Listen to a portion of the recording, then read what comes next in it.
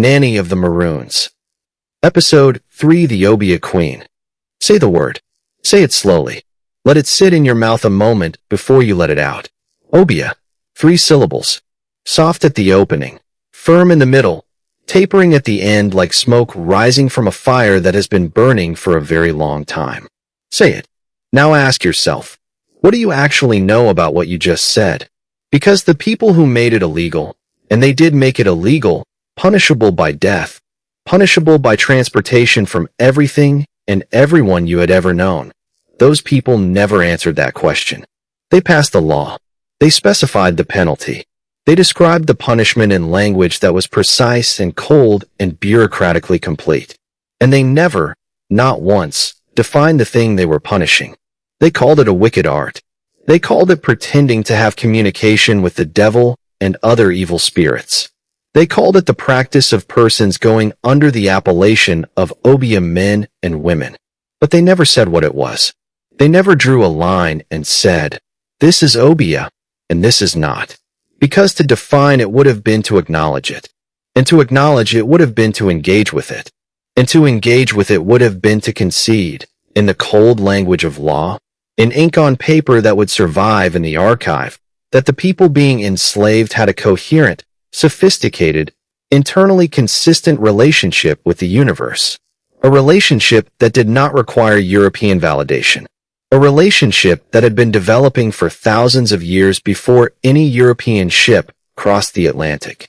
A relationship that European Christianity, for all its institutional power and all its violence, could not replace, could not explain, and could not destroy. The deliberate vagueness of the 1760 Obeah Act was not an oversight. It was not poor draftsmanship. It was the most honest thing the colonial law ever produced. Because the vagueness was the point. The power to name something as dangerous without having to explain why it is dangerous. The power to criminalize a practice by criminalizing the practitioner. The power to say, we do not need to understand what this is. We only need you to know that you will die for it. That is where we begin. Not in the mountains of Jamaica, not yet. We begin in the architecture of colonial law. In the 1760 Act to remedy the evils arising from irregular assemblies of slaves. And I want you to notice the language of that title carefully. Not the evils arising from slavery. Not the evils arising from kidnapping human beings from their homes and families and shipping them across an ocean in conditions that killed approximately a third of the people who endured them. The evils arising from irregular assemblies. The crime, in the eyes of the law, was that the enslaved were gathering. The crime was that they were talking to one another. The crime was that they were organized.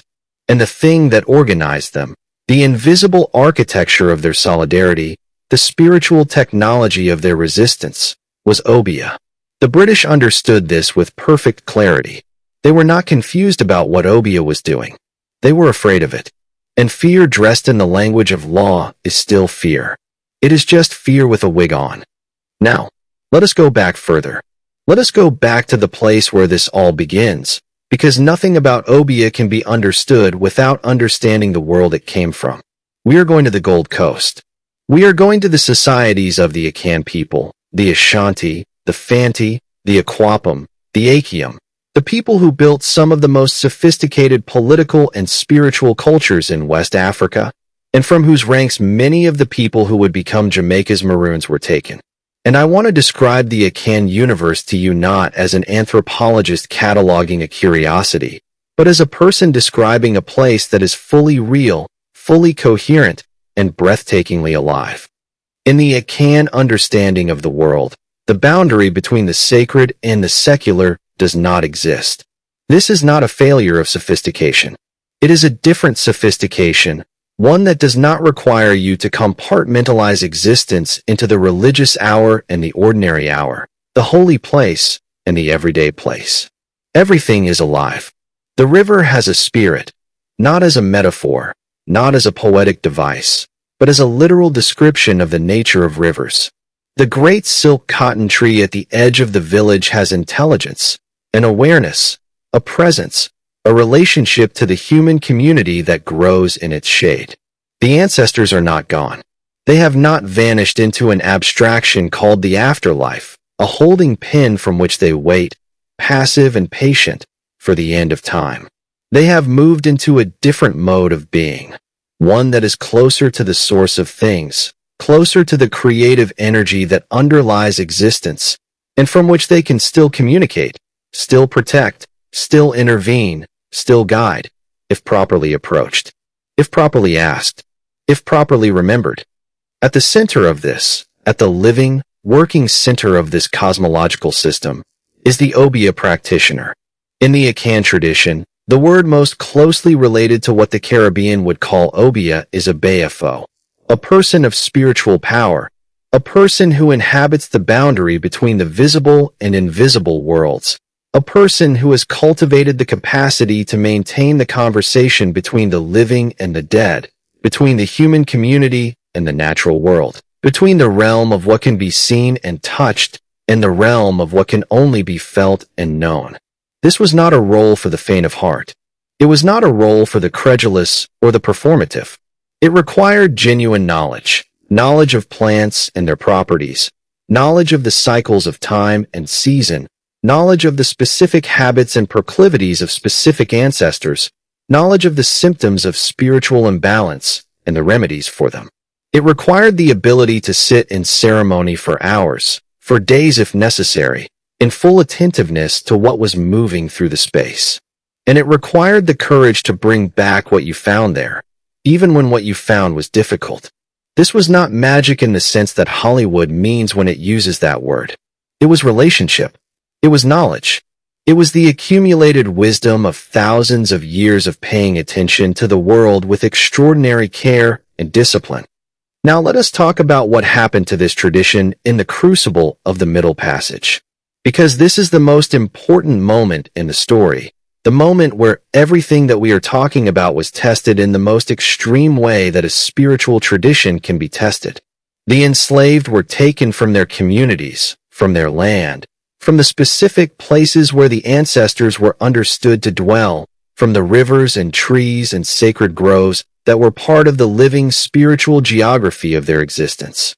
They were put on ships in conditions that human language strains to describe adequately.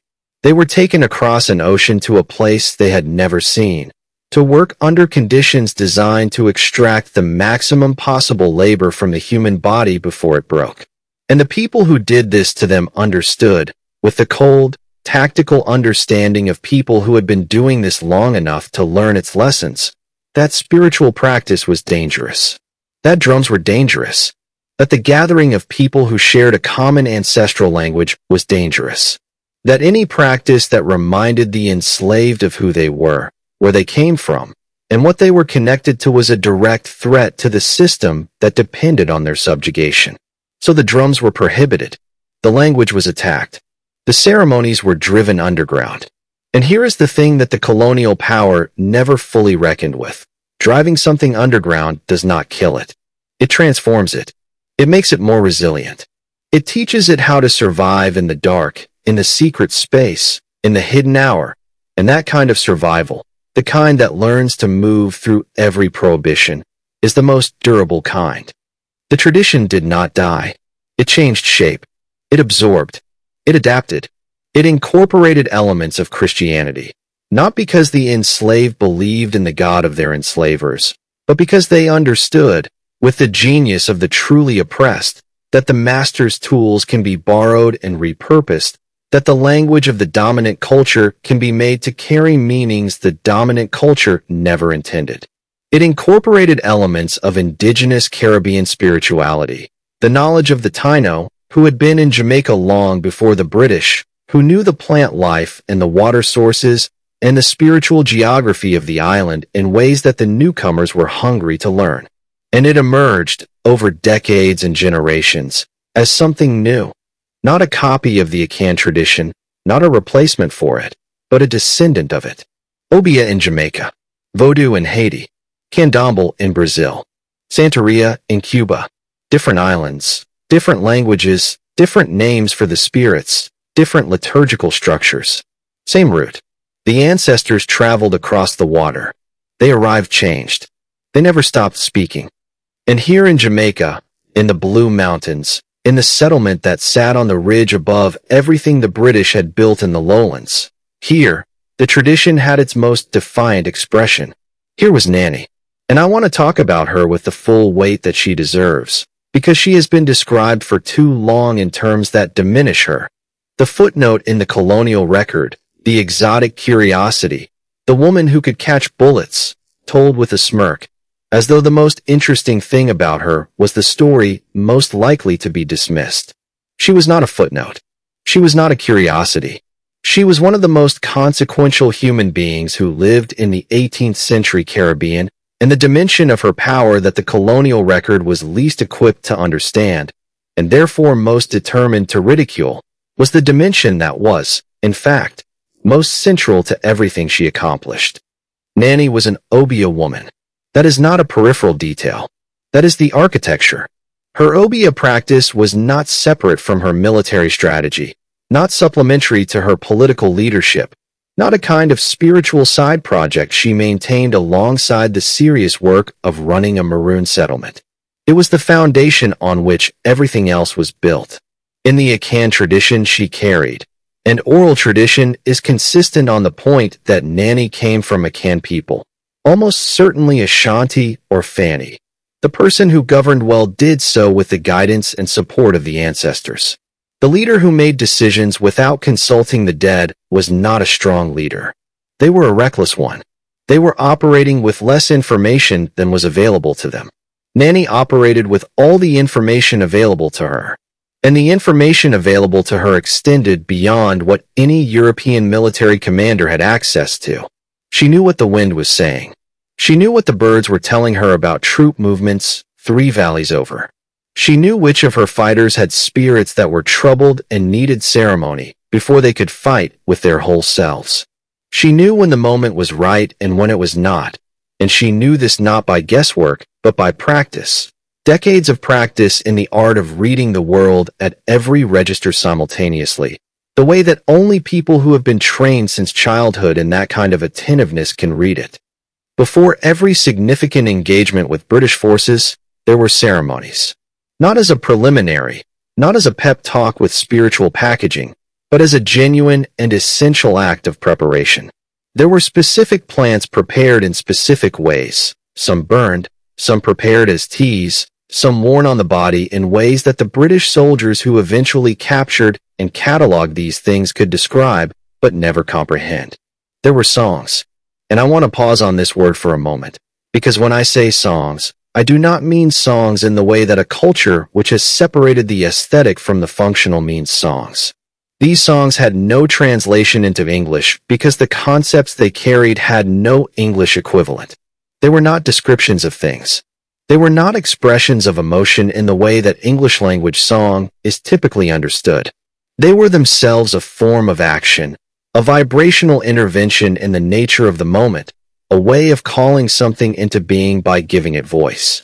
The Akan understanding of the relationship between sound and reality is ancient and specific and not metaphorical. When Nanny's community sang in ceremony, they were not singing about what they hoped would happen. They were making something happen. That is the tradition they were working in. That is what the songs were for.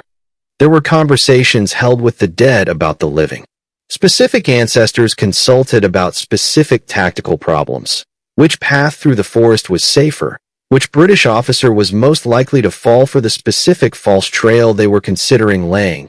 Which fighter among the Maroons was carrying a spiritual burden that made them vulnerable in the field and needed to be addressed before the next raid? And the answers came back. I want to be very clear about this, and I want to be very clear about what I mean when I say it. The answers came back in the ways answers always come back when you know how to listen, in the quality of the wind at a particular moment, in the behavior of a particular animal in a particular direction, in the dreams of specific warriors who had been primed by ceremony to receive whatever was being sent, in the feeling in the body, that specific quality of physical sensation that experienced practitioners recognized as the presence of something larger than the individual self. Something older, something that was not afraid, and whose lack of fear was communicable. The ancestors were a tactical resource. The relationship with them was a form of intelligence gathering. And this intelligence was not available to the British, not because the British were less intelligent, but because they had organized their civilization around the explicit rejection of this kind of knowledge. They had decided, centuries before they arrived in Jamaica, that the only real information was information that could be weighed and measured and written down. Everything else was superstition. And that decision, that civilizational choice, left them again and again in the mountains of Jamaica, outmaneuvered by a woman they could not understand. Now, the legend of the bullets. Because we cannot have an honest conversation about Nanny's spiritual power without sitting with this story directly and asking it the right questions. The oral tradition of the Windward Maroons is consistent and insistent on this point. Nanny could catch the bullets of her enemies. The British fired on her, and the bullets did not penetrate. They were caught by her body, some versions say, by her hands, others say, and returned to the people who fired them. The British soldiers who encountered her in the field reported something that disturbed them deeply, something that they attributed, in their own records, to the devil, because they had no other category for it. What do we do with this? I will tell you what we do not do. We do not smile and say, well, of course that is not literally true, but it is a powerful symbol of her resilience. That response, patronizing, tidy, comfortable, throws away the most important part of the story.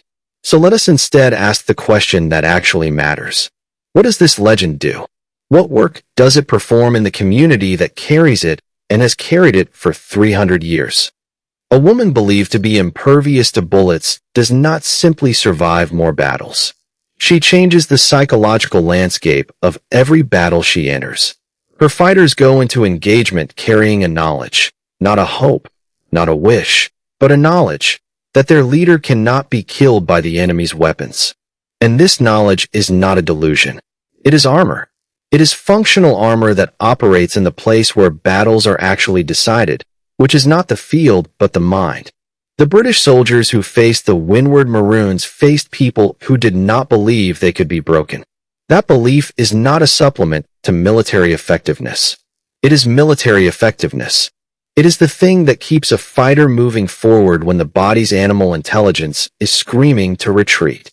It is the thing that makes a person capable of acts that the frightened body would never attempt. The Maroons had it. The British soldiers, many of them conscripts, many of them no more committed to the colonial project than the ground they stood on, frequently did not. And this difference showed, again and again, in the outcome of engagements in the Blue Mountains, where a smaller force with inferior weapons consistently inflicted devastating losses on a larger, better armed, better supplied colonial military. But there is also something else to say about the bullets, something that goes deeper than psychology. In the Akan tradition, and in Obeah as it developed in Jamaica, the preparation of warriors for battle involved specific spiritual protective practices, charms, preparations worn on the body, ritual procedures undergone before entering combat, that were understood to make fighters resistant to harm. These were not fairy tales told to children. These were the operating procedures of people who had thought very carefully, over a very long time, about the relationship between the mind's condition and the body's behavior in extremity. They understood something that Western medicine is only now beginning to articulate in the language of neuroscience and trauma research, that the mind's relationship to the body in extreme conditions is not a soft subject. It is a hard one. It is one of the most consequential facts about human beings. Nanny's people knew this. They had institutional knowledge about it. They applied it systematically, ceremonially, with great care and skill. To call this superstition is to reveal your own ignorance of how human beings actually work. It is to mistake unfamiliar technology for the absence of technology. The technology was there. It was sophisticated, and it worked. Let us talk now about another dimension of Nanny's Obeah practice that is almost never discussed, and whose absence from the usual account tells you something important about what aspects of Black women's lives have historically been considered worth documenting. Nanny was the community's physician, the healer, The person who knew which plant addressed which wound, which preparation could reduce the fever that would kill a fighter in the night, which treatment could reach into the body's specific traumas and begin the work of repair, and understand what traumas these people carried. The Middle Passage alone, the 40 days in the hold of a ship, chained, in darkness, surrounded by the dead and dying, created wounds in the body and the psyche that did not have a name in 18th century European medicine, because 18th century European medicine had no interest in naming them. They had no equivalent experience to draw on. But the Obeah practitioner had the equivalent experience of hundreds of years of Akan healing tradition, combined with the specific knowledge of Jamaican plant life that the Maroons had accumulated over decades of living in the mountains, combined with the knowledge carried by every person in the community about what had been done to them and what it had left in the body. The Windward Maroons lived in one of the most botanically rich environments on Earth. The Blue Mountains of Jamaica contain an extraordinary diversity of plant life, much of it medicinal, and the Maroon community's relationship to this environment was not the relationship of people who had arrived as tourists or conquerors and were trying to exploit resources they didn't understand. It was the relationship of people who had moved into a place and learned it, slowly and carefully, with the specific intensity of people whose survival depended on every piece of knowledge they could gather. Nanny led this learning. She was the person who organized what was known about the healing properties of the forest, combined it with what had been carried from the Gold Coast in the bodies and memories of the people who came before her, and applied it to the specific conditions of a Maroon community at war. And here is the thing that I need you to understand about this, because it is one of the most important insights in this entire story. The integration of those roles, healer, military commander, spiritual leader, political authority, into a single person is not a coincidence of biography. It reflects a worldview in which those roles are not actually separate. In the Akan understanding of the universe, in the understanding that Nanny carried and that the Windward Maroon community lived by, physical health, mental health, spiritual health, and political freedom are not different categories of human experience. They are aspects of a single condition. The health of the individual and the freedom of the community are the same question asked at different scales. A person who is spiritually broken cannot fight. A community that is spiritually broken cannot survive. And a community that does not control its own healing, that depends on the knowledge of its oppressors to address the wounds its oppressors have inflicted, is a community that has been colonized all the way down to its cells.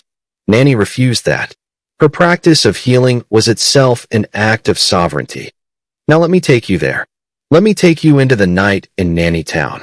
Not the daytime Nanny Town of military drills and provision grounds and the A-bang horns signaling across the ridges. The night ceremony. The ceremony that the British never witnessed, never understood, and feared more than anything else that happened in those mountains. I want to describe it with the care and the specificity that it deserves, because it was not a performance, and it was not a primitive ritual, and it was not anything that the word primitive can touch without disgracing itself. It was a living technology of collective survival. And it was beautiful. Let me be clear about that. It was beautiful. The fire is built in the center of the settlement. Not casually, not for warmth alone. The fire is built with intention, with specific wood chosen for specific properties, placed in a specific configuration that has meaning in the tradition that informs it. Into the flames go particular plants, some of them gathered from the mountain forest, some of them grown specifically for this purpose in the provision grounds.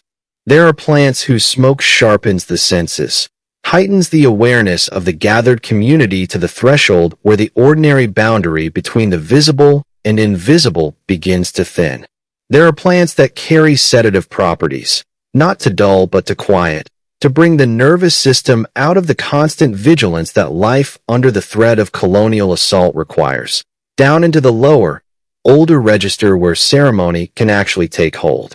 And there are plants that simply anchor, that root the gathered community in the specific reality of being alive together in this place, on this mountain, on this night, which is not nothing. In the world they were living in, The simple fact of being alive together in a chosen place, free, was an extraordinary thing. The plants helped them feel it, helped them not take it for granted in the exhaustion and vigilance of survival. The drums begin, and I need you to understand what the drums are in this context, because the British had tried to prohibit them, and the British had failed, and the reason they failed is more interesting than the attempt. The drums could not be removed from the people who played them because the rhythm was in the hands before it was ever in the instrument. The knowledge of rhythm, the specific, structural, language-bearing rhythms of Akan's ceremonial tradition, was carried in the body. It was passed hand to hand, generation to generation, in a kind of transmission that colonialism had no way to intercept because it left no object to confiscate and no text to burn. The drums themselves could be taken. The drumming could not be. So when the British banned the drums, the hands found other surfaces. The hands found the ground. The hands found each other. The rhythm survived because the rhythm was human before it was instrumental. And when the drums were made again, carved from the mountain wood, stretched with the skins of animals the hunters brought back from the forest, the rhythms that came out of them were the same rhythms that had crossed the ocean in the hands and bodies of the people who made them. The singing begins. Call and response. And if you have ever been in a black church in the American South, in a Pentecostal congregation in the Caribbean, in any of the communities that descend from this tradition, you know this structure in your body, even if you have never thought analytically about why it feels the way it feels. The call and response is not simply a musical technique. It is the structure of a conversation, specifically, the conversation between the present and the past, between the living and the dead, between the individual voice and the communal voice that contains it. The leader calls. The community responds. The leader calls again. The community goes deeper. This is not entertainment. It is ceremony. It is the specific technology of bringing a gathered community into alignment, into a shared state of being that transcends the individual, that creates what the human nervous system knows and science is only recently naming. The specific biological experience of collective spiritual participation, which is different from anything that can be achieved alone, and which human beings across every culture in recorded history have sought, because it addresses something in the human animal that nothing else addresses. Nanny is at the center of all of this. And I want to be precise about what that means, because it does not mean what the word presiding suggests. She is not presiding over the ceremony the way a European priest presides over a congregation, at a remove, in elevated vestments, the sole mediator between the people and the divine. She is participating. She is leading by being the most fully present person in the space, the person whose attention is most completely given, whose body is most completely available to what is moving through the gathering, whose connection to the ancestors is most immediate and most practiced. The others feel her presence the way you feel a strong current in water. She is not performing anything. She is doing something. The ceremony is not theater for the community. It is medicine for the community. It is the mechanism by which the individual fears of each person gathered, the fear of the next British raid, the fear of the dead not yet grieved, the fear of the hunger that comes when the crops are not enough, the fear that lives in every human body that has survived things the body was not meant to survive. It is the mechanism by which these individual fears are metabolized into something the community can carry together. Not eliminated, not denied, metabolized, changed from poison into fuel. These people had every reason to be afraid. Let us not romanticize this. They were a small community in the mountains, at war with one of the most powerful military empires on earth, surrounded on all sides by plantation society that would have enslaved them on sight. Every man, every woman, every child in Nanny Town was a person carrying the specific weight of what the Middle Passage and the plantation had done to the human body and the human soul. They knew grief. They knew loss. They knew the particular horror of a world that had decided they were property. And every night, in the ceremony, they were choosing, together, as a community, with intention and with practice, and with the full weight of the tradition Nanny had built the ceremony around.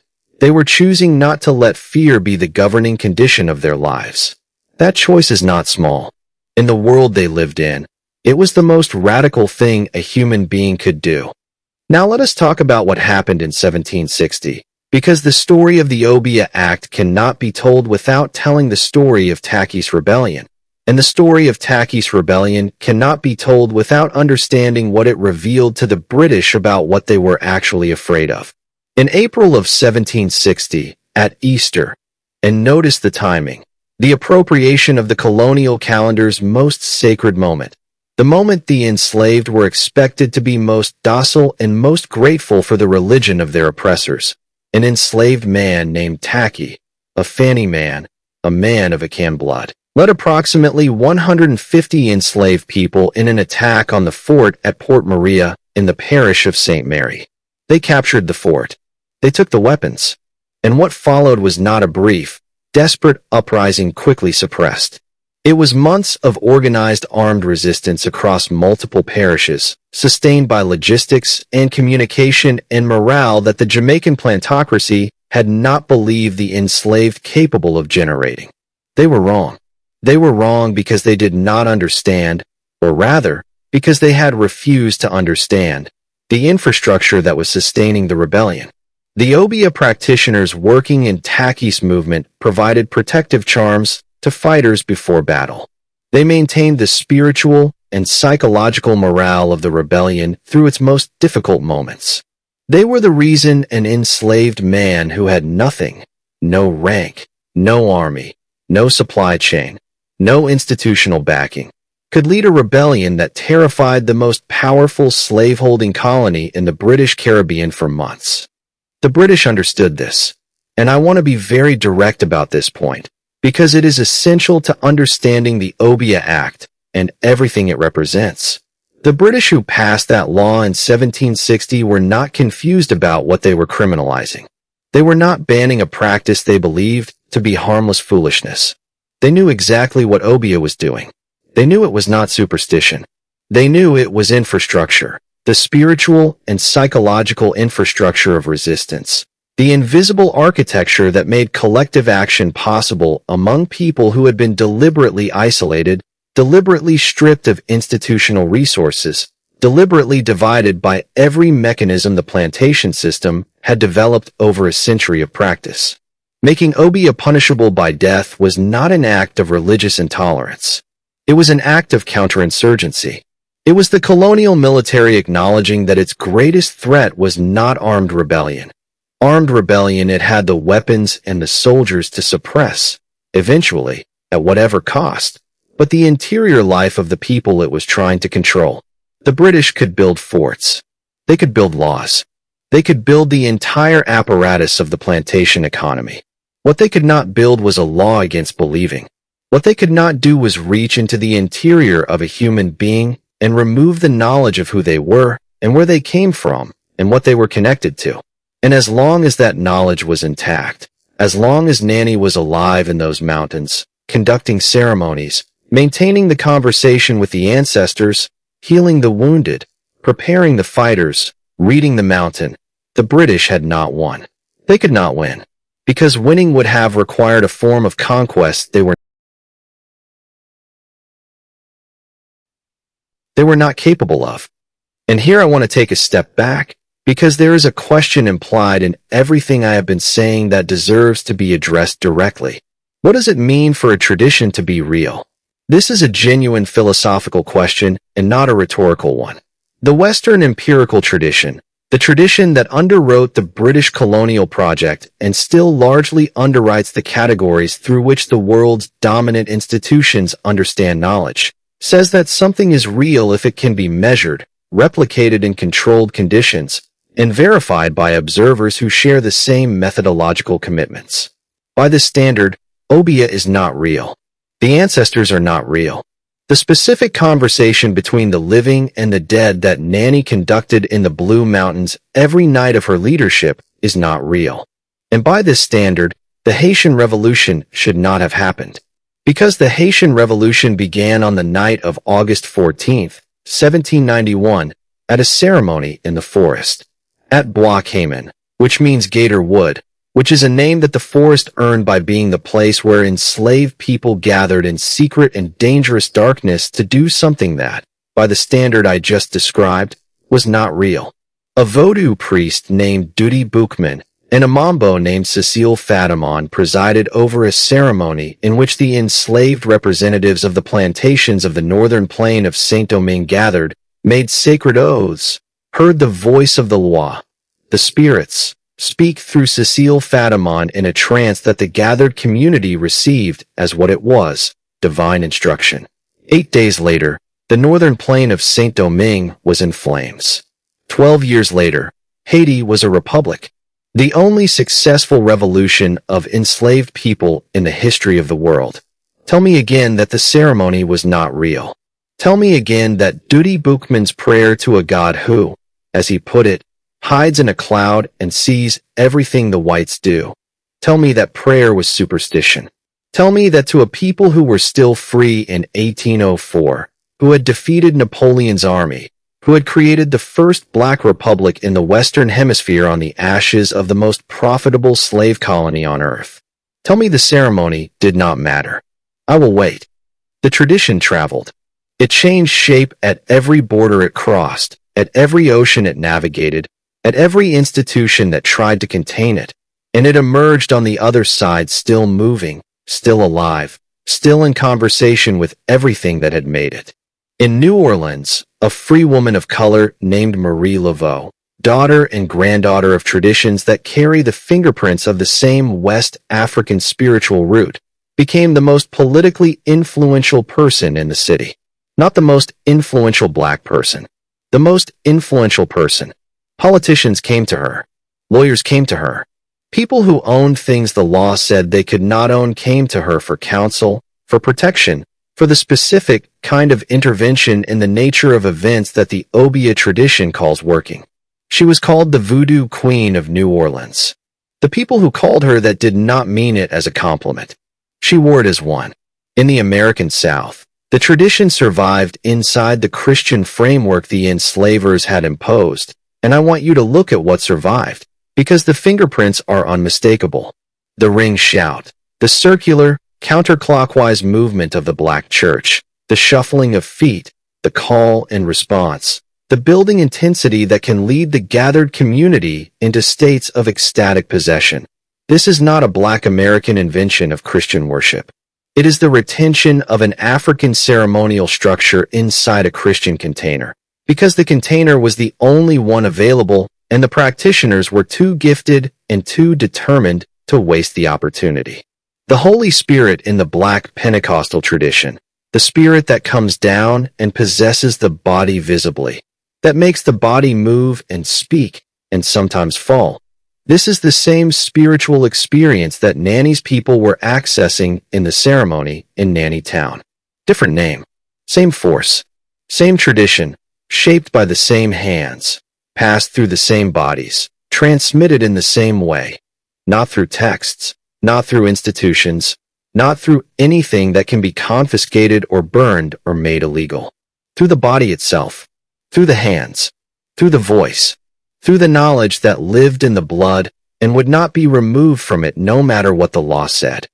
I want to say something now about witches, because this is the word that follows women like Nanny throughout history, and it is the word that tells you more about the people who use it than about the women it is applied to. Throughout recorded history, and I mean throughout, across cultures, across centuries, in Europe and Africa, and the Americas and Asia, women who possessed knowledge, authority, and the ability to move between the visible and invisible worlds have been called witches by the powers that feared them. The herbalist who knew more about the body than the physician. The midwife who held the lives of mothers and children in her hands.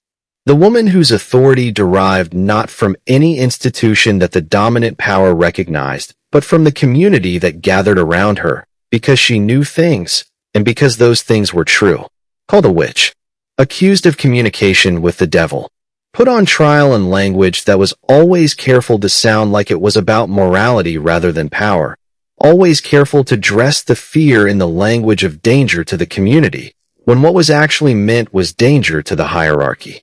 Because a woman who has knowledge that the hierarchy does not control is a woman whose authority does not depend on the hierarchy's permission. And that is the thing that is actually being tried when they try a witch. Not her relationship to the devil, her relationship to power. Nanny was called an Obeah woman by her people. That was a title of respect, a recognition of specific spiritual authority, a specific knowledge, of a specific and earned capacity to serve as the point of connection between her community and everything that community was connected to.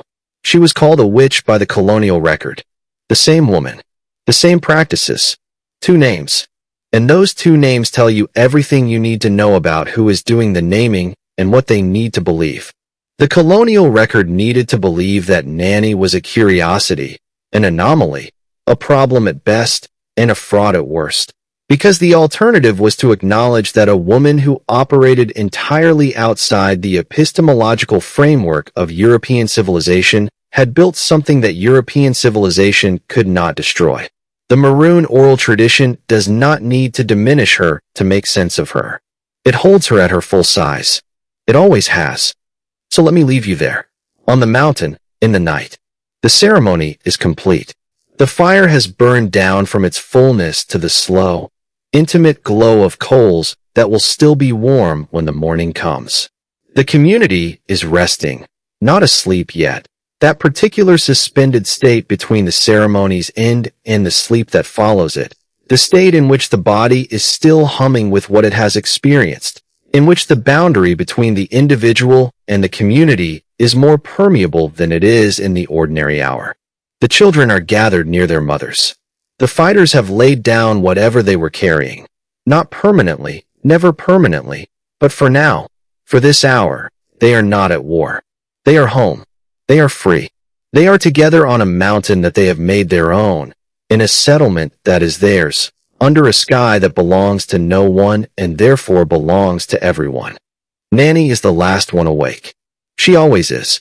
The community that depends on you does not stop depending on you when the ceremony ends.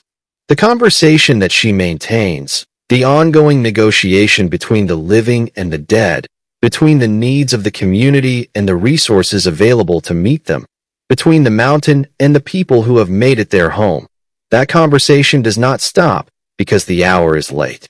It is, if anything, clearer in the late hour, when the noise of the day has quieted and the ancestors can be heard more easily, the way a voice carries farther across water when the surrounding sounds have stilled.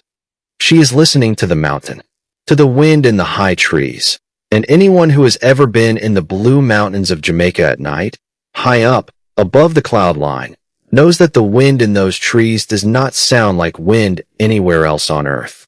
It sounds like something that has been speaking for a very long time, and is very patient about being heard. To the creek that runs below the settlement, which carries the voices of the water spirits, not as a figure of speech, but as a description of what is there, what has always been there, what the Akan tradition knew how to hear long before anyone arrived in Jamaica. To the specific quality of the darkness, which is not empty but full of the presence of everyone who has died in that mountain, everyone who fought there and fell there, and was buried there, and who is still there, still present, still available to those who know how to approach them. Nanny knows how to approach them. She always has. And the mountain is speaking back to her. It always has. Not in English. Not in any language that has a grammar or a written form or a word for itself. In the language that precedes language. The language of wind and water and the specific weight of the darkness and the feeling in the chest that experienced practitioners recognize as presence, as contact, as the unmistakable sensation of being heard and answered by something that was here before you arrived and will be here after you are gone and is not afraid. She is not afraid either. She has never been afraid in the way that fear is designed to produce compliance. She has been afraid in the way that attentiveness produces respect. The kind of fear that is indistinguishable from awe, the kind that opens you rather than closing you, the kind that makes you more present rather than less. She sits with the dying fire and she listens, and the mountain speaks, and she receives what it says with the specific quality of attention that is the highest form of knowledge, not the aggressive, extractive attention of the collector, but the patient, receptive attention of the person in relationship. The person who has earned the right to be in the conversation by showing up, night after night, year after year, giving what is required, taking nothing that is not offered. This is what the British made illegal. This listening, this relationship, this knowledge, this woman, at this fire, on this mountain, in this conversation that has been going on for longer than the British Empire has existed and will go on long after the British Empire is a memory. They made it illegal because they understood, more clearly than they have ever been given credit for, in the historical record that has not always been honest about what they knew, that this was the thing they could not defeat. They could burn the settlement. They burned it. In 1734, British forces attacked Nanny town and drove the windward Maroons from their homes, and Nanny led her people out of the burning and down the mountain and back, always back, because the mountain was not the enemy, and the fire could not take what had been built in the people themselves. They could kill Obeah practitioners. They did kill them, when they could catch them, which was not often, because the practitioners of a tradition that understands the landscape as a living ally are very difficult to catch in a landscape that is helping them. They could pass every law they were capable of passing, and they passed several, and none of it worked. None of it reached the place where the actual power lived, which was not in a building, not in a text, not in any object or institution that could be seized or burned or made the subject of a law. It lived in the knowledge, in the ceremony, in the conversation with the dead, in the hands that knew the drums, in the voice that knew the songs, in the woman at the fire who was still awake when everyone else was sleeping, listening to the mountain, giving and receiving in the oldest exchange that human beings have ever participated in. The British made Obeah illegal because they could not make it false, and that is the only thing you need to know about who was right. Nanny of the Maroons, Episode 3, The Obeah Queen, audiobook production script, page 1.